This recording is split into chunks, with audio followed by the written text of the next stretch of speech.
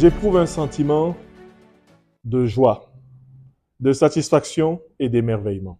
D'abord de joie, parce que cette terre a préservé ses valeurs essentielles, qui sont les valeurs essentielles de notre civilisation africaine, les valeurs d'hospitalité, de bienveillance, d'ouverture. C'est un accueil chaleureux, fraternel. C'est vraiment un très grand honneur que m'ont fait les plus hautes autorités de ce pays, à la tête desquelles le président du Faso, chef de l'État, son Excellence, Monsieur le Capitaine Ibrahim Traoré, le Premier ministre, Rim Talba, Jean-Emmanuel Ouédraogo, le ministre de la Communication, Gilbert Ouédraogo. Je n'oublierai pas ici de saluer l'action extrêmement bénéfique de l'ambassadeur du Burkina Faso au Vatican, mon jeune frère bien-aimé Régis Kevin Bakiono. Toutes ces autorités et plusieurs autres mains, visibles comme invisibles, ont participé à me rendre ces 10 jours passés au Burkina Faso fort agréables.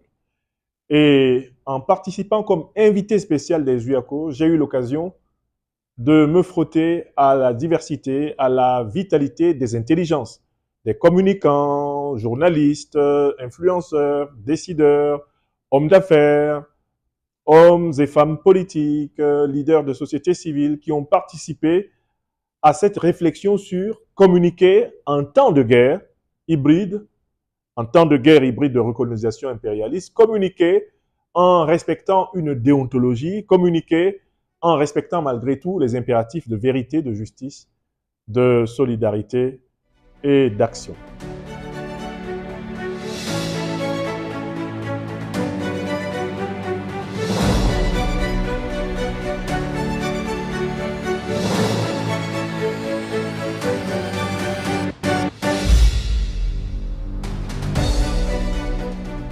Burkina Faso, tout comme l'Alliance des États du Sahel et l'ensemble des pays africains en cette année 2025, traversent une période cruciale de leur vie.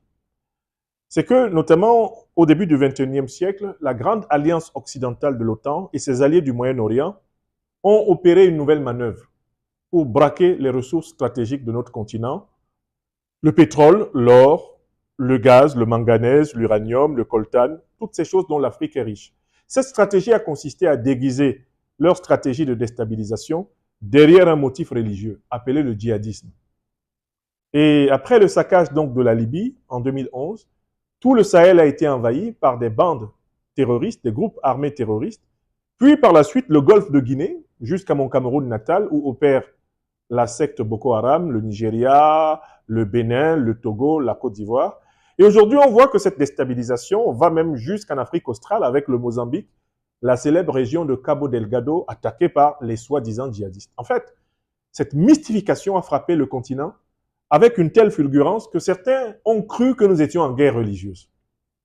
Très vite, on s'est rendu compte qu'on n'avait pas affaire à une guerre religieuse, puisque des musulmans ne peuvent pas tuer des musulmans pour les forcer à être musulmans, et puisque les musulmans ne peuvent justifier d'aucune façon la pratique de la violence, du viol, la consommation des drogues qui sont l'apanage des terroristes. On s'est aussi rendu compte que ces terroristes n'étaient pas venus, pour ainsi dire, de nulle part. Les armes dont ils disposent, les médias dans lesquels ils s'expriment, la couverture diplomatique dont ils peuvent bénéficier.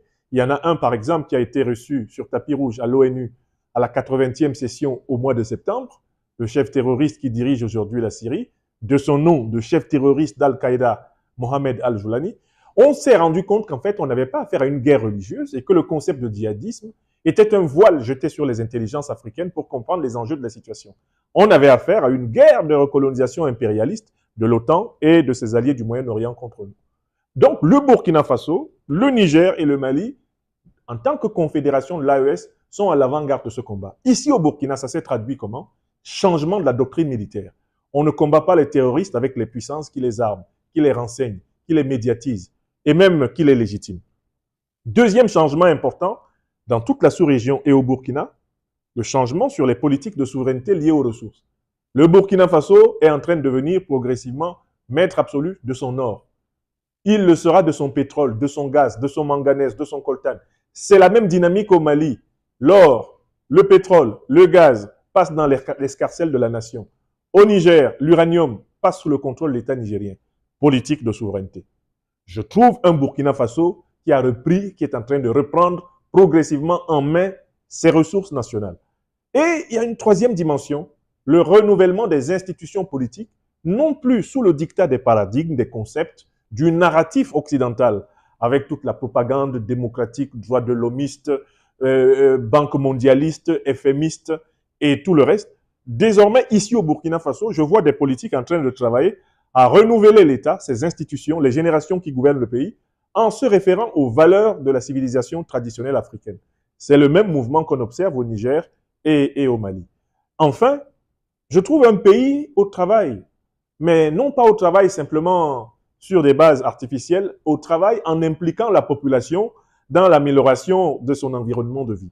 J'ai été vraiment positivement touché par exemple, l'initiative Faso Mebo, que j'ai visitée hier, et où on voit des Burkinabés, hommes et femmes, transformant leur propre ville, leur propre campagne, en travaillant pour l'intérêt public. C'est un modèle que nous devons étendre dans toute la sous-région ouest africaine. Et pour moi, la révolution populaire progressiste doit avoir lieu dans mon pays natal, le Cameroun, et dans toute l'Afrique centrale, pour que nous construisions une grande puissance continentale qui détiendra le droit de veto dans les Nations Unies.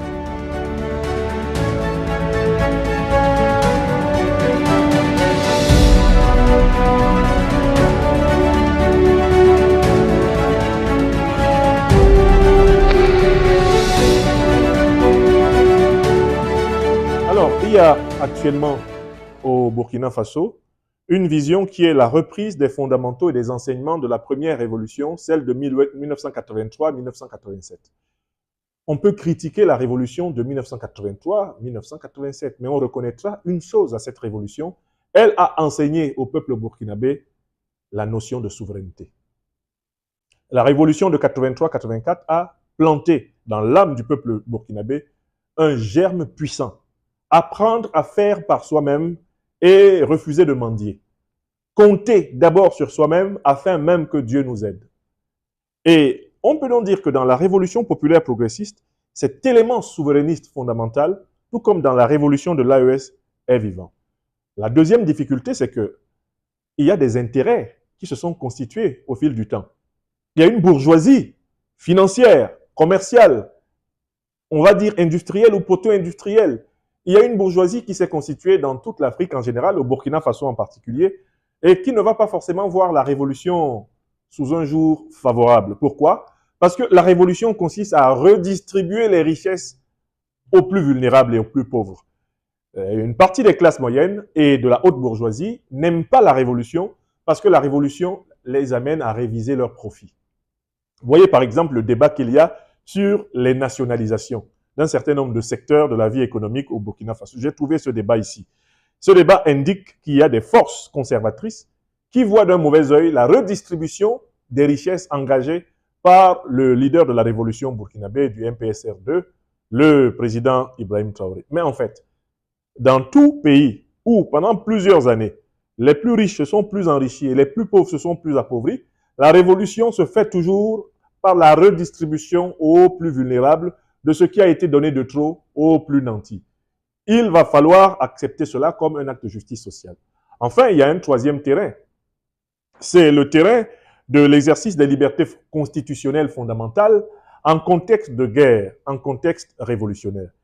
Est-ce que les journalistes, les influenceurs, les hommes et les femmes politiques, les intellectuels, les écrivains. Est-ce qu'on peut dire tout et n'importe quoi dans un contexte comme celui-ci au nom de la liberté de penser, de la liberté d'expression, etc. Non. Pourquoi? Le Burkina Faso est en guerre. On peut dire tout ce qu'on doit dire en tenant compte de ne pas frapper les intérêts vitaux de la nation, le bien commun. Il y a ce débat que j'ai également trouvé au Burkina Faso sur l'arbitrage de cette liberté d'expression au regard du contexte.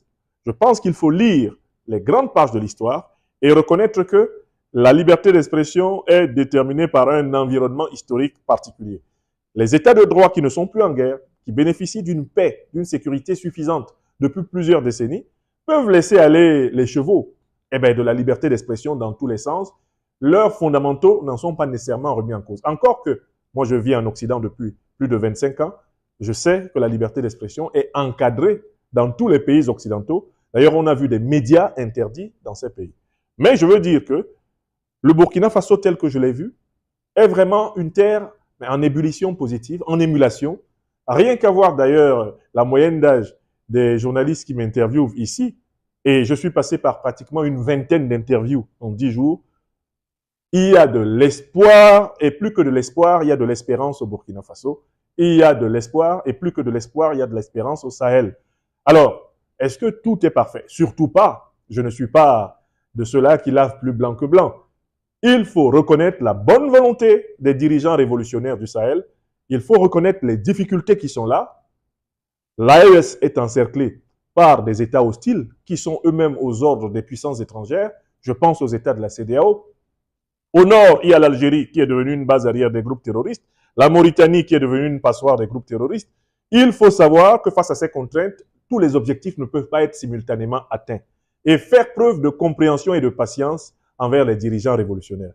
De leur côté, ils doivent continuer de tenir compte des aspirations les plus profondes des peuples. Ils doivent continuer de faire preuve de patience devant les impatiences. Ils doivent faire preuve de créativité dans des situations complexes. Et c'est en ce sens que des intellectuels panafricanistes comme moi ont décidé de se dévouer à la cause de la révolution populaire progressiste, pas seulement en Afrique de l'Ouest, mais sur tout le continent et même dans ses diasporas.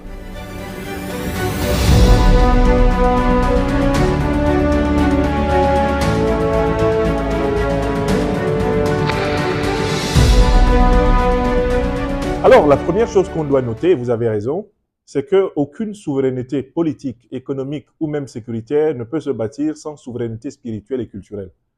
À partir du moment où les concepts, les idées, les symboles, à partir du moment où les idéologies qui déterminent votre comportement sont pensées par vos ennemis, votre comportement sera déterminé par vos ennemis, il sera dicté par vos ennemis. Donc, les programmes éducatifs de l'ensemble africain, et en particulier sahélien ou burkinabé, doivent être entièrement revus dans une perspective d'éducation à la souveraineté, de connaissance de l'histoire longue des civilisations africaines. Pour moi, c'est la première recommandation. Deuxième chose, il faut absolument réformer nos institutions de telle façon qu'elles reflètent notre histoire et qu'elles reflètent notre prestige, notre grandeur.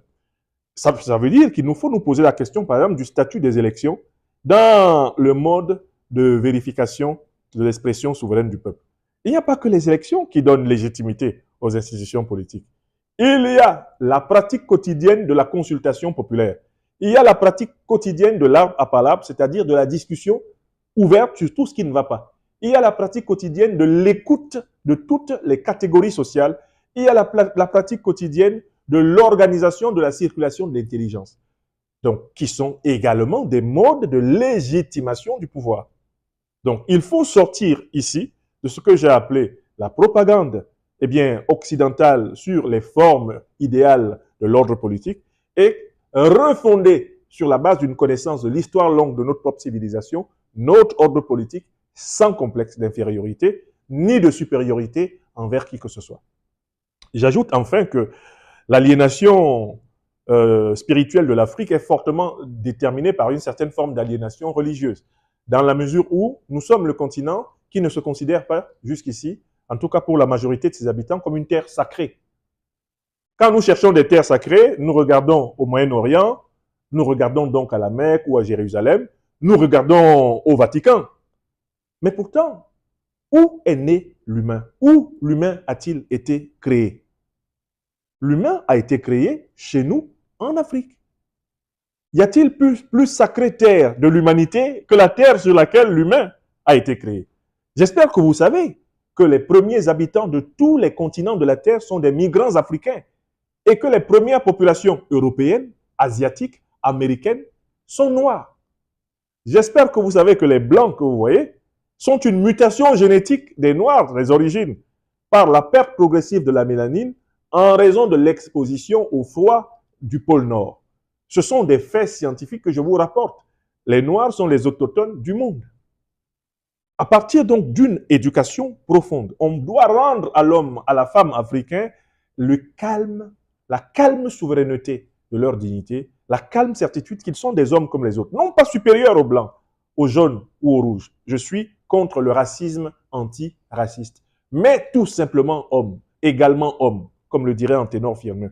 Donc oui, pour ma part, avec l'Institut de l'Afrique des libertés, association légale fondée au Mali et qui a résidence avec la bienveillance des autorités maliennes, je suis heureux d'ailleurs de pouvoir vous dire que le président, Ibrahim Traoré, m'a demandé de rejoindre un institut travaillant avec, aux côtés de la présidence de la République, l'Institut des peuples noirs du Burkina Faso, dirigé par l'ancien Premier ministre Apollinaire Guélem Joachim de Tambela, proposition que j'ai acceptée avec empressement. Donc, nous devons participer à tous les cercles d'intelligence permettant de refonder nos institutions à partir de notre propre histoire, de notre civilisation.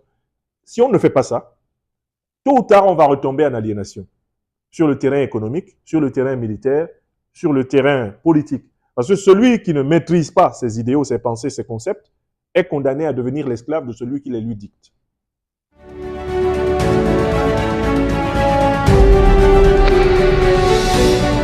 J'ai identifié une troisième géopolitique, géostratégie de la communication, ce que j'ai appelé le panafricanisme communicationnel.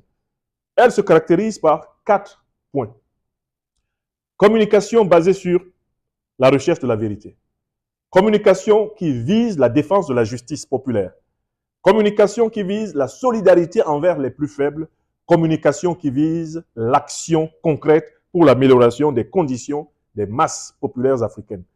C'est la communication de toute révolution populaire progressiste. C'est la communication du panafricanisme révolutionnaire. Les deux premières formes de communication que j'ai évoquées pratiquent en fait le terreau-journalisme.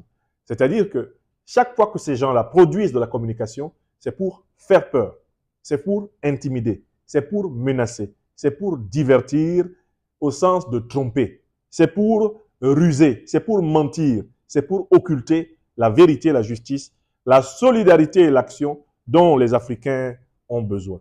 J'ai en particulier analysé le comportement de quelques terreau-journalistes très connus. Serge Daniel Gbagbo-Dada, alias le hibou de Dakar, en est un modèle parfait. Quand cet individu aux yeux globuleux roulants apparaît sur un écran de télévision, on sait qu'un terroriste va être promotionné. Il est responsable de nombreuses émissions consacrées aux chefs terroristes dont il connaît les secrets, l'intimité et même les spasmes cardiaques. Prenons un autre individu du même poil. Ce sont les oiseaux de mauvais augure, les terreau-journalistes. Les journalistes qui distillent la terreur en faisant semblant de faire du journalisme. On va prendre Jeune Afrique de Marwan Ben Yamed, dont le mécanisme a été dévoilé par le président du Faso, son Excellence le capitaine Ibrahim Traoré. Qu'est-ce qu'il fait, ce type-là? Il terrorise des chefs d'État africains pour qu'ils lui donnent de l'argent et que lui puisse soi-disant lisser leur image. Quand les chefs d'État africains ne lui donnent pas de l'argent, il fait des reportages à charge contre eux pour les défoncer, démolir leur image. Et quand ceux-ci, paniqués à l'idée que ces reportages puissent nuire effectivement à leur pouvoir, lui versent de l'argent, le voilà rétro-pédalant pour servir des reportages alléchants, à plat ventristes, lesculistes, qui sont typiquement le comportement des terreau-journalistes. J'ai cité François Soudan, j'ai cité un certain nombre d'entre eux, Wassim Nasr, le spécialiste des terroristes, le promotionnaire des terroristes, le promoteur des terroristes, celui qui donne la une de France 24, un média d'État rattaché au ministère français des Affaires étrangères, à un terroriste, celui qui prétend avoir des conversations quotidiennes avec des terroristes. Bref, en fait, les terreau-journalistes, en réalité, ont cela de commun avec les terreau-journalistes d'État à l'intérieur des dictatures d'Afrique centrale ou d'Afrique de l'Ouest, comme celle de Biya Polo au Cameroun ou celle de Ouattara Draman en Côte d'Ivoire. Ce sont tous en réalité des criminels de l'information. Je me réjouis qu'on les attaque sur le terrain judiciaire ici en Afrique.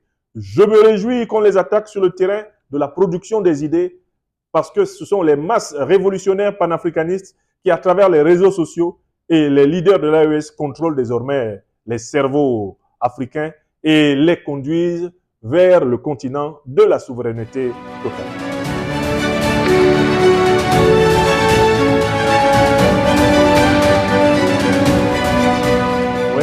Cette opposition, vous avez tout à fait raison de poser la question, est une opposition d'abord idéologique.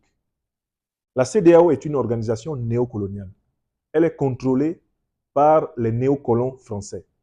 Ce sont eux qui ont demandé à Alassane Ouattara de monter 1500 hommes pour aller tuer Abdourahmane Tiani et imposer Mohamed Bazoum, le juntard de Niamey qui a fait boum. D'accord? Vous étiez là, non? Quand la CEDEAO organisait des réunions d'état-major pour attaquer le Niger, qui était derrière? La France et plus largement les pays de l'OTAN. Donc voilà ce que c'est que la CEDEAO. Vous savez, ces gens-là, les officiers de l'OTAN, siègent dans leur état-major. Au siège de la CEDEAO, l'Union européenne a des bureaux. C'est pareil pour l'Union africaine. C'est une organisation néocoloniale. D'accord? L'Alliance des États du Sahel, elle, c'est une organisation panafricaniste révolutionnaire. Elle travaille pour les intérêts des peuples. C'est pour ça qu'elle n'est pas financée par quelqu'un d'autre que les pays de la Confédération de l'Alliance des États du Sahel. Donc, elle fait la politique de nos masses. Alassane Ouattara, justement, représente les intérêts étrangers de la France-Afrique, alors que Ibrahim Traoré représente les intérêts des masses populaires africaines. À partir du moment où vous avez compris cette différence idéologique, vous comprendrez que les terroristes se réfugient tranquillement en Côte d'Ivoire alors qu'ils sont traqués au Burkina, qu'ils se réfugient tranquillement en Mauritanie alors qu'ils sont traqués au Mali, qu'ils se réfugient tranquillement en Algérie alors qu'ils sont traqués au Mali, qu'ils se réfugient tranquillement au Bénin alors qu'ils sont traqués au Niger, qu'ils viennent se cacher même au nord du Ghana alors qu'ils sont traqués au Burkina Faso. Les mouvements terroristes et leur base arrière vous indiquent les complicités terroristes de manière indiscutable. Moi, j'ai élaboré une théorie que j'ai appelée la théorie de l'oignon géostratégique. Vous avez là, au milieu, les pays de l'AES, immédiatement au front contre les pays de l'AES, les groupes armés terroristes, GAT. Puis, troisième cercle, la CEDEAO. Quatrième cercle, les pays d'Afrique du Nord, occupés militairement par l'OTAN. C'est le cas de l'Algérie, c'est le cas de la Mauritanie. D'accord? Et puis, quatrième cercle, l'hégémonie mondiale occidentale. Et ce sont ces groupes-là qui ont justement attaqué la Libye en 2011. Vous les retrouvez tous. Ils étaient rassemblés contre la Libye. Ce sont ceux qui attaquent actuellement l'Afrique. Alors, donc, dans ces conditions-là, vous devez savoir que s'il y a des désaccords entre le président ivoirien actuel, président de facto, parce qu'il n'a jamais été régulièrement élu, ce type-là, finalement, Alassane Ouattara, et le président du Burkina Faso, qui est un chef de la révolution populaire, s'il y a un désaccord entre eux, ce n'est pas à cause de problèmes personnels. Ils n'ont aucun problème de personne que je connaisse. C'est parce qu'ils représentent des principes moraux opposés, antinomiques, antithétiques. Il y a un qui sert Paris, c'est un fonctionnaire permanent de la Banque de France, un serviteur du franc CFA, un serviteur du dollar, et puis il y a l'autre qui sert le peuple burkinabé, le peuple sahélien, le peuple africain. Vous voyez, il n'y a aucune commune mesure entre eux, et c'est la même tension que vous pouvez observer face à l'ambiguïté, par exemple, la démarche sénégalaise que j'avais soulignée à un moment donné, avec les pays de l'AES, c'est la même tension avec le Bénin, c'est la même tension avec la Mauritanie, c'est la même tension avec l'Algérie. Donc, il faut lire cette tension entre l'AES et les autres organisations à partir de la grille idéologique. Si vous possédez la grille idéologique, vous savez pourquoi on n'est pas d'accord avec ces gens. Si vous essayez d'aller plutôt dans des considérations personnelles, à ce moment-là, vous entrez plutôt dans ce que je peux appeler le cancan quotidien. Ce n'est pas cela l'analyse politique. Nous sommes dans une confrontation idéologique pour en être conscient.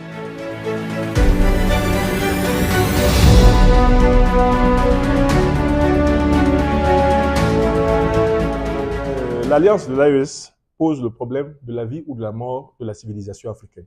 Si nous échouons à fonder l'alliance des États du Sahel, nos peuples seront contraints à se déplacer de leur village. Les Africains seront chassés d'Afrique. Mais regardez ce qu'ils ont fait quand le Burkina Faso avait perdu plus de 60% de son territoire. Les Burkinabés fuyaient le Burkina, n'est-ce pas? Vous savez pourquoi on faisait fuir les Burkinabés? Mais pour exploiter l'or, le manganèse, le coltan, le cobalt qu'ils ont dans leur sous-sol. C'est pour ça qu'on les faisait fuir. Il faut que vous compreniez que l'attaque actuelle contre l'Afrique, c'est pour que nous tous, on soit des étrangers sur toute la terre. Parce que quel que soit votre degré d'intégration aux États-Unis, que vous soyez noir américain de naissance ou noir d'Amérique venu d'Afrique en dernière date, vous n'êtes jamais intégré dans la pyramide occidentale de la société raciste américaine. Même quand vous vous appelez Barack Obama, il y a des Occidentaux qui continuent à vous voir comme un étranger en Amérique. D'accord? C'est pareil en Europe. Vous pouvez être parfaitement intégré au plus haut niveau, même être au gouvernement. Il y a toujours une majorité de l'élite politique qui vous voit comme un étranger, un Africain. D'accord? Donc, qu'est-ce qui se passe actuellement chez nous en Afrique? On nous attaque pour une guerre de recolonisation qui a pour but de créer une Afrique sans les Africains. On veut que nous partions tous en exil, que les uns fuient à travers le Sahara et la Méditerranée en Europe, et on va les parquer, on va les maltraiter, on va même faire des politiques d'extrême droite en se foutant d'eux, alors que les gens suivent la trajectoire de leurs matières premières volées. Les uns vont courir vers l'Amérique, le Canada, et on va se moquer d'eux en leur faisant des petits statuts de sous-citoyens, en les exploitant dans la petite et moyenne entreprise et dans les industries. Vous voyez, ils veulent que les Africains dégagent des terroirs les plus riches d'Afrique, afin que leurs multinationales, avec des compagnies militaires privées qui sont des compagnies de mercenaires ou des groupes terroristes, viennent se servir. Le modèle, c'est la Libye. Le modèle, c'est la République démocratique du Congo. Le modèle, c'est le Mozambique. Et c'est ce qu'ils voulaient faire au Mali. C'est ce qu'ils voulaient faire au Burkina Faso.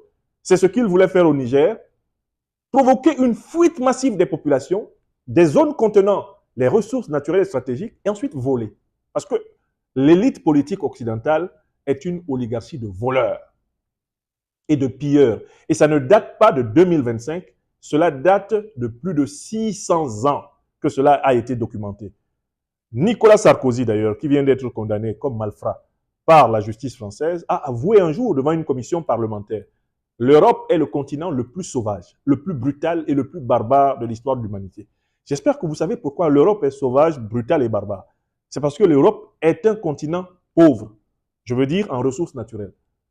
Comme ils n'ont pas de ressources naturelles, au lieu de les négocier, on va dire, de manière honnête avec les autres populations, les autres nations, ils imposent le modèle de l'ordre par le chaos.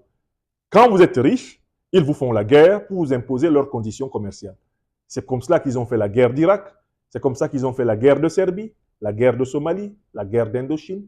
Toutes leurs guerres sont en réalité des projets de rapine. Même la guerre à Gaza contre le peuple palestinien, c'est pour arracher les réserves gazières et pétrolières faramineuses qui ont été découvertes au large de Gaza. Quand vous voyez l'Occident en guerre, ce n'est jamais pour la démocratie, pour les droits de l'homme, ce n'est jamais pour protéger soi-disant des populations au nom du droit d'ingérence. Non, c'est pour s'accaparer de ressources qui lui manquent dans son sol historique, parce que l'Occident, toute sa politique est déterminée par l'angoisse existentielle, la peur du frigo vide, la peur de l'absence de matières premières. Cette peur-là a malheureusement rendu l'Occident politique rapace, vorace, criminel, cupide, envieux, manipulateur, menteur. Voilà la réalité de la situation. Donc, il ne faut pas que nous, on passe le temps à nous faire endormir encore. Nous devons constituer des grandes puissances pour protéger les Africains. Même les Africains d'Europe, d'Occident, d'Asie seront protégés quand il y aura une grande puissance africaine, détentrice du droit de veto à l'ONU. On respecte les Chinois parce qu'il y a la Chine, grande puissance, détentrice du droit de veto à l'ONU. Donc, la libération des Africains sur tous les continents de la Terre passe par la construction d'une grande puissance africaine.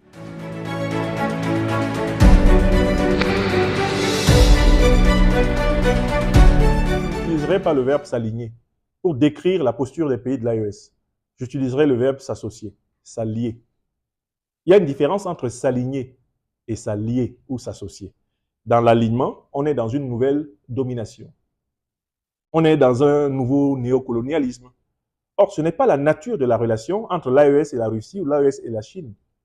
Vous savez, historiquement, ni les Chinois ni les Russes ne nous ont réduits en esclavage, ni les Chinois ni les Russes ne nous ont colonisés. Actuellement, la Russie ne nous demande pas de parler tous russe et elle ne nous impose pas sa monnaie, le rouble. La Banque centrale de Russie ne frappe pas la monnaie du Sahel, ni la monnaie de l'Afrique. Donc déjà, il ne faut pas utiliser une terminologie de l'alignement pour parler de l'alliance russo-africaine actuelle. Elle n'est pas une alliance d'alignement. Le concept qui dirige ces relations politiques, c'est le concept du monde multipolaire. C'est-à-dire un partenariat gagnant-gagnant entre des pays qui respectent mutuellement leur identité, leur souveraineté et leurs priorités respectives. C'est ce qui se construit entre l'AES et la Russie, entre l'AES et la Chine. Une relation liée au principe de réciprocité, de partenariat gagnant-gagnant et de respect des souverainetés réciproques. Alors que la relation aux puissances occidentales, comme par exemple la puissance néocoloniale française, était une relation d'alignement. C'est si vous ne le faites pas, on vous fait la guerre. Si vous ne le faites pas, on vous fait un coup d'État. Si vous ne le faites pas, on organise une rébellion. Si vous ne le faites pas, qu'est-ce qu'on fait? On crée une guerre entre vos groupes ethniques. On provoque un génocide chez vous. Si vous ne le faites pas, on envoie les impériaux terroristes pour vous bombarder, vous déchiqueter, afin de vous imposer, de vous aligner. Donc, il y a deux mondes. Le monde de l'alignement, c'est le monde du néocolonialisme et de l'impérialisme. Alors que le monde de la coopération gagnant-gagnant, partenariale, de la coopération réciprocitaire, c'est le monde multipolaire. Habituez-vous à ce concept, le monde multipolaire. Voilà pourquoi moi j'appelle à ce que plusieurs pays quittent l'Organisation des Nations Unies et construisent l'OMM, Organisation du monde multipolaire, qui sera une véritable organisation où les souverainetés et les identités seront respectées. On peut en rédiger aisément les statuts au regard de l'histoire aberrante de l'oligarchie onusienne. Premier avantage, les terroristes se sont mis à reculer. Le Burkina Faso avait perdu plus de 72% de son territoire à un moment donné. Le Burkina Faso en était à avoir sous le contrôle de l'État 40% de son territoire. Et il est repassé aujourd'hui à 72%, n'est-ce pas? Le Mali, pareil. D'accord? D'abord, les victoires militaires. Vous connaissez la symbolique de Kidal, sur laquelle j'ai écrit, sur laquelle j'ai conférencé. D'accord? Donc, premier point, victoire militaire. Deuxième point important, augmentation des ressources de l'État à travers la reprise en main des secteurs de souveraineté dans le domaine des ressources naturelles. Ça, c'est incontestable. L'État burkinabé est bancable aujourd'hui parce que l'État burkinabé est le maître de ses ressources naturelles et dicte des conditions avantageuses pour le peuple aux multinationales étrangères. C'est pareil au Mali, c'est pareil au Niger. Troisième domaine, la diplomatie. J'espère que vous étiez heureux comme moi de voir comment les trois premiers ministres de l'Alliance des États du Sahel ont frappé fort à la 80e Assemblée générale de l'ONU. Rim Talba, Jean-Emmanuel Ouedraogo pour le Burkina Faso, Ali Mahaman Lamine Zeyn pour le Niger et Abdoulaye Maïga pour le Mali se sont partagés le travail. Le premier a déconstruit l'ONU de fond en comble dans son discours. Le second a chargé proprement la haute criminalité du colonialisme, du néocolonialisme français, les crimes de guerre, les crimes économiques, les crimes de génocide commis contre l'Afrique et notamment le Niger, en exigeant réparation et justice. Alors que le troisième a mis l'Algérie dans ses responsabilités d'État parrain, soutien et acteur du terrorisme contre les pays du Sahel. Ce partage des responsabilités, ce courage de la vérité redonne une visibilité à la diplomatie africaine. Voilà un troisième domaine qui est incontestable. Enfin, il y a un quatrième domaine que j'aime beaucoup signaler, puisque tout vient de l'esprit et tout y retourne. L'état d'esprit des Africains s'améliore. Les Africains s'étaient effondrés dans le fatalisme, l'aquabonisme. Les Africains étaient devenus des esclaves de la peur. Les Africains n'osaient même plus croire en leur propre capacité de transformer leur rue, comme les Burkinabés avec Faso, Mebo sont en train d'embellir Ouagadougou, bientôt Bobo Dioulasso, etc. Il y a un regain de santé mentale dans le continent depuis que cette révolution est engagée. Voilà pourquoi je dis qu'elle est vitale. Si nous ne la faisons pas partout en Afrique, nous serons chassés de notre continent. Forster, Premier ministre du gouvernement raciste de l'apartheid en Afrique du Sud, avait dit « L'Afrique sera un paradis pour l'homme blanc quand elle sera débarrassée de tous les Africains. » Les politiques vaccinales qui ont été interrompues, par exemple, ici, les tests, les politiques, les stratégies des ONG pour venir faire des populations africaines des cobayes pour des produits dont la conséquence est la stérilisation maximale de nos jeunes hommes et de nos jeunes femmes. Toutes ces stratégies ont pour but de nous chasser de la terre. Pourquoi veut-on nous chasser de la terre? Mais pour prendre nos terres. Pour prendre nos terres. Et il faut qu'on enseigne cela de l'école primaire à l'université. Vous ne pouvez pas dire que vous êtes formé, que vous êtes instruit, que vous êtes éduqué, et vous ne pouvez surtout pas dire que vous êtes intellectuel si vous n'avez pas compris les grands enjeux géopolitiques et géostratégiques qui sont en cours. Et l'enjeu fondamental, c'est l'existence des civilisations africaines, l'existence du peuple africain sur son sol continental. Parce qu'en fait, cette existence est menacée. Regardez le nombre de déplacés qu'il y a en République démocratique du Congo. Vous savez, 16 millions de personnes déplacées de guerre. 16 millions. Un pays tout entier chassé de ses terres. Et ceux qui attaquent, c'est-à-dire le Rwanda et l'Ouganda, à travers leurs groupes terroristes, sont financés par l'Union européenne et l'OTAN. Donc nous devons vraiment, nous tous Africains, prendre la mesure de la gravité du temps dans lequel nous sommes, changer de comportement, nous imposer une éthique de vie, une éthique de pensée et un devoir de solidarité. Parce que le point faible de l'Afrique aujourd'hui, c'est la faible solidarité entre les États. Il y a une forte solidarité qui remonte entre les peuples, une forte solidarité des consciences. Mais comme les États sont tenus en partie par des valets, voilà de bonnes décisions qui sont prises ici. Au Faso, par exemple, la permission du visa gratuit pour toutes les personnes d'origine africaine sur le sol du Faso. Mais qu'est-ce qui empêche tous les autres dirigeants des pays africains de le faire? Les chantiers populaires du Burkina Faso, est-ce que c'est difficile à mettre en place? Si vous voyez l'état de certaines villes de mon pays natal, le Cameroun, un pays où il y a plus de personnes vivantes qu'il n'y en a au Burkina Faso, qu'est-ce qui nous empêche de lancer la stratégie des travaux populaires d'intérêt général pour améliorer le cadre de nos vies? Rien ne nous empêche. Mais le problème, c'est que nous ne sommes pas suffisamment solidaires de ce qui est bon pour nous. Pour cela, nous qui avons la parole, vous journalistes, nous enseignants, écrivains, intellectuels politiques, les leaders politiques, tout le monde, nous devons faire un effort d'aider les nôtres à se réveiller et mieux à s'éveiller. C'est une décision légitime. La Cour pénale internationale n'a vraiment jamais été internationale. C'est une cour inventée par les puissances occidentales pour juger les leaders du Sud global. Donc c'est une cour discriminatoire, éminemment raciste.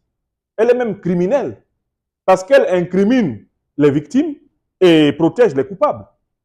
Si on regarde l'histoire de l'humanité sur les 600 dernières années, quels sont les États qui doivent se retrouver à la Cour pénale internationale? Tous les États qui ont pratiqué la traite des Noirs doivent être convoqués à la Cour pénale internationale et obligés de réparer. La barbarie coloniale, il y a eu des massacres, il y a eu des déportations, des génocides. Toutes sortes de crimes ont été commis pendant la colonisation jusqu'au XXe siècle. Toutes les puissances coloniales doivent être traînées devant la CPI. Il n'y en a pas une seule. Et ces puissances-là, impérialistes, interdisent de juger leurs citoyens. Vous ne pouvez pas juger un Américain, vous ne pouvez pas juger un Français, un Belge, etc. à la CPI. Vous avez vu, quand Israël, le bourreau du peuple palestinien, Netanyahou, a été convoqué à la CPI, vous avez vu la réaction des Occidentaux? N'a-t-on pas vu Netanyahou à la tribune des Nations Unies? Alors, on ne peut pas continuer à se foutre des Africains de cette façon. La Cour pénale internationale n'existe pas. En fait, elle n'a jamais existé. Voilà pourquoi je salue l'initiative de la Cour pénale internationale du Sahel. L'Afrique doit se juger elle-même et elle doit refuser de recevoir des leçons de qui que ce soit en dehors de ses propres peuples.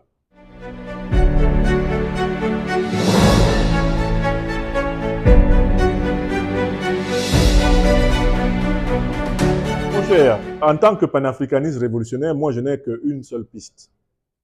C'est d'exporter la révolution populaire progressiste dans toute la CEDEAO. Ce qui va entraîner la disparition de la CEDEAO parce que la CEDEAO est une organisation néocolonialiste et impérialiste.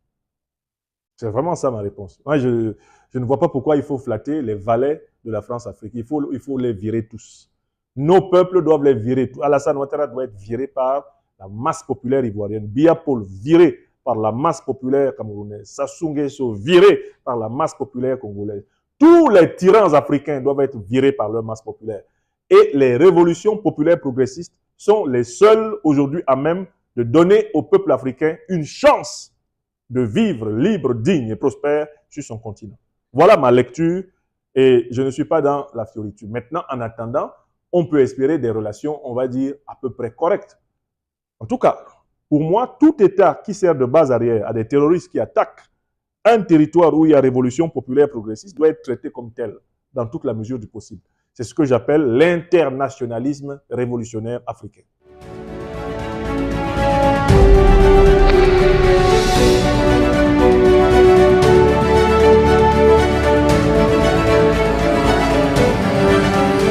Écoutez, moi j'ai écrit 50 livres. J'invite déjà les Africains à lire les auteurs utiles pour libérer les esprits. Je pourrais adresser des recommandations de lecture, une bibliothèque symbolique. Pour l'histoire africaine civilisationnelle longue, lisez Cheikh Anta Diop. Et pour l'histoire politique africaine contemporaine, vous avez l'embarras du choix. Lisez essentiellement les intellectuels panafricanistes révolutionnaires, ceux qui ont expliqué et justifié l'obligation de libérer notre sol de l'occupation militaire étrangère, la nécessité de mettre fin à la monnaie néocoloniale du CFA, la nécessité de fonder notre politique sur nos propres modèles de société, de réhabiliter nos langues, de réhabiliter notre passé lointain et de leur donner une forme moderne pour pouvoir vivre fièrement dans le monde. Lisez ces auteurs-là. Et j'en suis. Lisez-moi et faites-moi lire.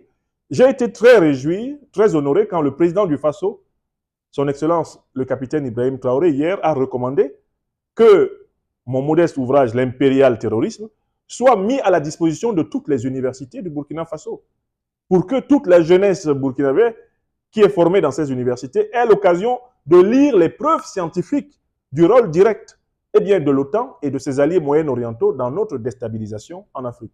Mais c'est cela que doivent faire tous les dirigeants africains, faciliter l'accès des masses populaires à une instruction, à une éducation de souveraineté. Pour moi, c'est fondamental. Et comme je l'ai dit tout à l'heure, la phase suivante, c'est toujours l'extension de la révolution populaire progressiste. Tant qu'on a des gens comme Ouattara Draman, Biya Paul, Sassou Nguesso à la tête des États africains, eh bien, la révolution progressiste sera toujours attaquée du dehors. Parce que ces gens sont des suppôts de puissance étrangère. Ils n'ont aucun amour pour le peuple africain. Jusqu'ici, les révolutionnaires africains sont sur la défensive. Ma conviction est que, avec le temps, la révolution africaine passera partout, sur tous les fronts, à l'offensive.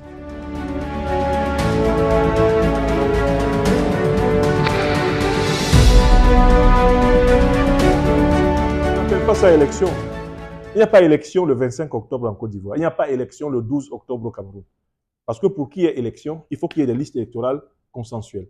Pour qu'il y ait élection, il faut qu'il y ait une commission électorale indépendante. Pour qu'il y ait élection, il faut qu'il y ait un conseil constitutionnel, en tout cas une cour de justice qui puisse trancher le contentieux électoral de façon équitable et impartiale. Pour qu'il y ait élection, il ne faut pas que les médias d'État soient confisqués par un despote. Pour qu'il y ait élection, il ne faut pas que l'armée soit utilisée comme un poignard dans le dos du peuple pour l'empêcher d'exprimer son désaccord, mais qu'elle soit au service du peuple. Or, que ce soit en Côte d'Ivoire ou au Cameroun, mon pays natal, qu'est-ce qu'on observe? Des dictateurs qui ont braqué leur peuple, qui n'ont pas constitué de liste électorale fiable, qui ont exclu les principaux opposants qui pouvaient rivaliser avec eux aux élections. Des dictateurs qui contrôlent toute la commission électorale avec leurs membres de parti. Des dictateurs qui contrôlent tous les magistrats du Conseil constitutionnel. Des dictateurs qui contrôlent les chaînes de télévision et qui ont même financé des chaînes de télévision privées à leur solde. Des dictateurs qui utilisent la gendarmerie, la police et l'armée pour brimer les opposants, enfermer à tour de bras les opposants politiques, interdire toute liberté d'expression de la part de leurs rivaux et se proclamer en réalité président à vie en choisissant comme concurrents des faux opposants, des opposants de pacotille, des individus purement théâtraux qui simulent l'opposition alors qu'en fait, ils ont reçu l'argent, la candidature et même parfois les militants de leur kermesse du pouvoir. Non, c'est trop. J'ai élaboré un concept, la pourri-lection, élection pourrie, pour décrire ce qui se passe le 12 octobre au Cameroun et le 25 octobre en Côte d'Ivoire. Si vous appelez cela élection, le mot élection n'a plus de sens. Si c'est ça, les élections, il vaut mieux qu'il n'y en ait plus jamais en Afrique.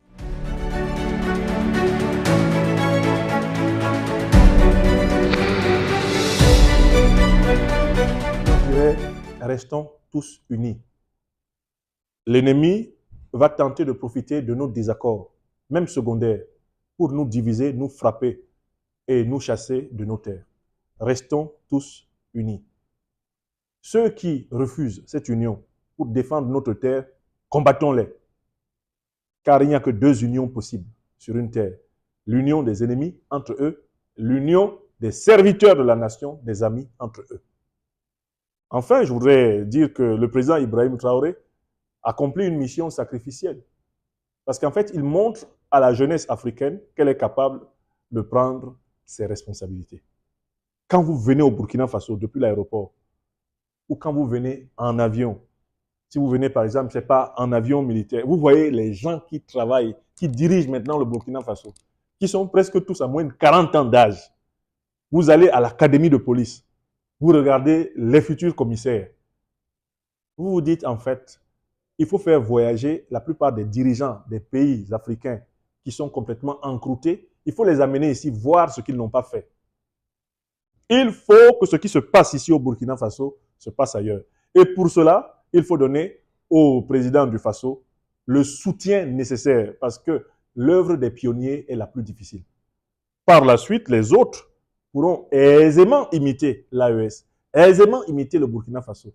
Mais le travail du pionnier, c'est le premier à inventer une solution avec les risques et les périls qui vont avec. Moi, je suis admiratif de ce travail de pionnier et j'apporterai à la révolution progressiste populaire le meilleur de moi-même, partout en Afrique. C'est mon engagement.